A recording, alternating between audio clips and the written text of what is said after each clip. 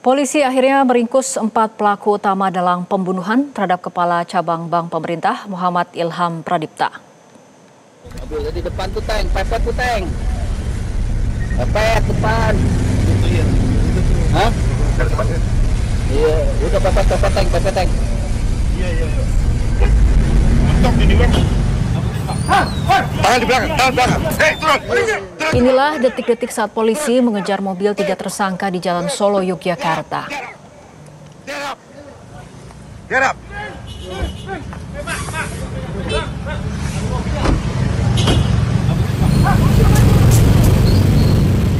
Para pelaku DH, YJ, dan AA dipaksa tiarap di jalan dan dibawa ke mobil polisi. Sedangkan C ditangkap di kawasan Pantai Indah Kapuk, Jakarta Utara. Keempatnya diduga sebagai aktor intelektual di balik kematian Ilham. Saat ini mereka masih diperiksa di Ditreskrimum Polda Metro Jaya.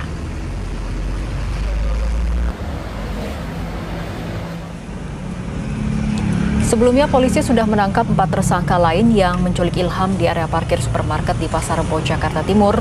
3 orang ditangkap di Johar Baru, Jakarta Pusat. 1 orang lagi ditangkap di Bandara NTT saat melarikan diri.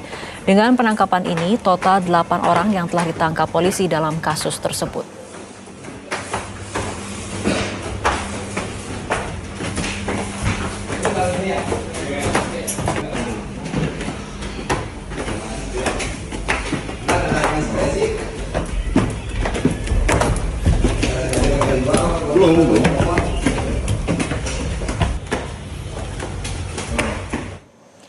Harapan keluarga untuk mendapat keadilan bagi Muhammad Ilham Pradipta mulai menemui jalan. 4 aktor intelektual di balik kematiannya telah tertangkap, namun motif di balik pembunuhan Kepala Cabang Bank itu masih belum terungkap.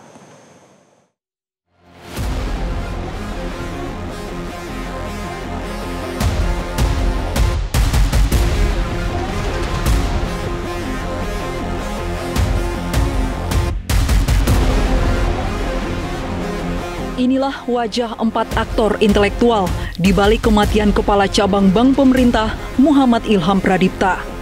Mereka ditangkap di lokasi berbeda. 3 orang ditangkap di Solo dan 1 orang lainnya di Pantai Indah Kapuk, Jakarta. Sementara hingga kini polisi masih menyelidiki motif keempat pelaku menghabisi nyawa korban. Kriminolog Adrianus Meliala menilai motif pelaku bisa beragam, mulai dari persoalan pribadi hingga dugaan fraud atau kecurangan yang berkaitan dengan kredit fiktif. Bahwa korban itu diculik dalam rangka dibunuh, maka memang ada kemungkinan yang bersangkutan misalnya atau pelaku misalnya itu memiliki dendam pada korban. Ya, ada rahasia yang mungkin misalnya harus kemudian ditutup dari korban sehingga kemudian korban harus dimatikan. Itu kalau memang betul bahwa penculikan itu adalah dalam rangka membunuh. Tapi kalau misalnya terkait dengan permintaan keterangan, terkait dengan pemberian informasi dan seterusnya, maka bisa saja itu terkait dengan pekerjaan. Tadi sudah disebutkan oleh Pak Ito ya, bahwa itu kemungkinan ada kaitan dengan pekerjaan korban sebagai banker gitu ya. Maka kemungkinan si korban ini kemungkinan misalnya diajak untuk kong kali kong, diajak untuk misalnya melakukan satu kegiatan fraud ya, yang lalu entah kenapa kemudian mungkin korban menolak, barulah kemudian lalu si pelaku itu marah, kesal dan kemudian lalu membunuh korban. Peristiwa bermula pada 20 Agustus lalu saat Ilham disergap sekelompok orang di area parkir supermarket Jakarta Timur. Saat akan masuk ke mobil, korban dihadang dan dipaksa masuk ke mobil putih yang parkir di sebelahnya. 4 pelaku kemudian kabur meninggalkan lokasi. Sehari kemudian, jasad Ilham ditemukan di persawahan Serang Baru, Kabupaten Bekasi. Kondisinya mengenaskan, di mana tangan, kaki, dan matanya dilakban.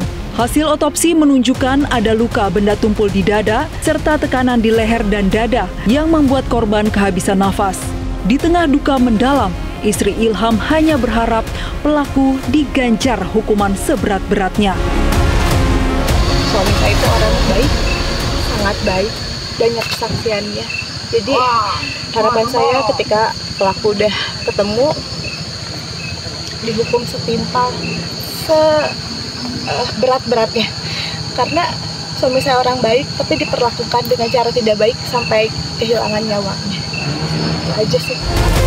Tim Liputan Metro TV. Jelajahi cara baru mendapatkan informasi. Download Metro TV Extend sekarang.